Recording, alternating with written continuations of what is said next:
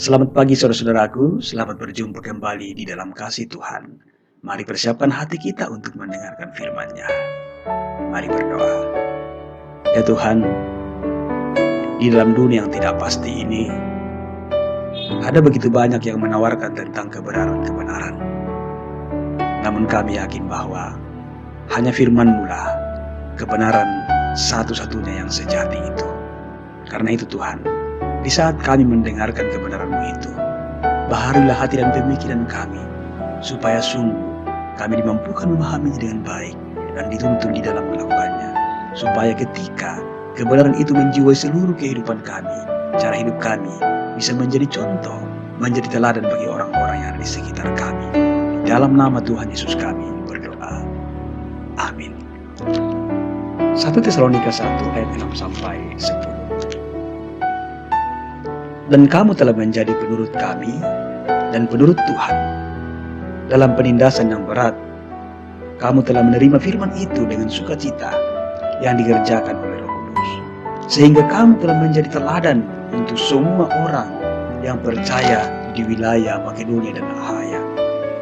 Karena dari antara kamu, firman Tuhan bergema, bukan hanya di Makedonia dan Akhaya saja, tetapi di semua tempat telah tersiar kabar tentang imanmu kepada Allah, sehingga kami tidak usah mengatakan apa-apa tentang hal itu, sebab mereka sendiri bercerita tentang kamu, bagaimana kamu sambut dan bagaimana kamu berbalik dari berhala-berhala kepada Allah untuk melayani Allah yang hidup dan yang benar, dan untuk menantikan kedatangan anaknya dari sorga yang telah dibangkitkannya dari antara orang mati, yaitu Yesus yang menyelamatkan kita dari murka yang akan datang.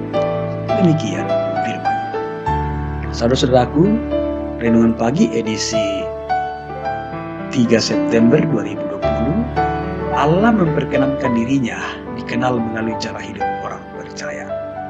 Saudara-saudaraku, pertanyaan yang mestinya selalu kita gumuli secara pribadi dalam keimanan kita adalah, sudah berapa lama kita menjadi Kristen? Dan sudah sejauh mana kesaksian hidup kita menjadi sarana orang ketika melihatnya dan kemudian mereka diubahkan dari cara hidup kita yang baik itu. Kemudian dengan kekaguman itu, mereka akan datang kepada Tuhan. Saudaraku, Gordon Maxwell, penginjil di India, saat meminta seorang pelajar Hindu untuk mengajarkan bahasa India kepadanya, di luar dugaan, si pelajar itu menjawab, "Tidak Tuan, saya tidak bersedia mengajarkan bahasa saya kepada Anda, karena saya akan terpengaruh. Saya sudah tahu, sudah terlalu banyak orang yang terpengaruh melalui cara hidup kamu." Saudara-saudara, begitu kuatnya kesaksian hidup dari Gordon ini, hingga orang-orang yang berinteraksi dengannya diubahkan dari cara hidup itu. Saudaraku, kesaksian yang kuat juga ditunjukkan oleh jemaat di Tesalonika. Firman Tuhan bergema melalui hidup mereka, bukan hanya bagi saudara-saudara seiman di Makedonia dan di Akhaya, melainkan juga di berbagai tempat yang lain. Ayat 8. Gema itu memberitahukan tentang Allah yang benar, yang tak dapat disandingkan dengan berhala-berhala manusia. Ayat 9. Yang memberikan keselamatan dan pengharapan di dalam Yesus Kristus. Ayat 10. Yang mengubahkan hidup mereka melalui Roh Kudus. Allah yang hidup dan benar inilah yang kini mereka layani dengan segenap hati, bahkan di tengah-tengah situasi yang sangat sulit. Dan saudara-saudara, dari pelayanan mereka dengan sungguh kepada Allah itu menjadi kesaksian yang hidup bagi orang lain.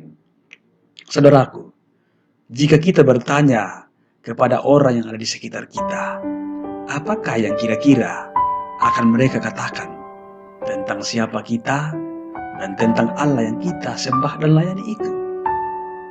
Semoga melalui kehadiran kita, gema Injil semakin kuat, karena Allah memperkenankan dirinya dikenal melalui cara hidup orang percaya, melalui cara hidup Bapak, Ibu, dan saya.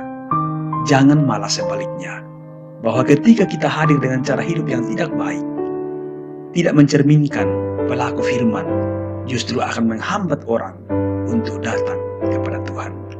Saudara-saudaraku, perkataan dan perilaku hidup yang sesuai dengan firman Tuhan adalah petunjuk jalan bagi orang untuk mengenal Tuhan.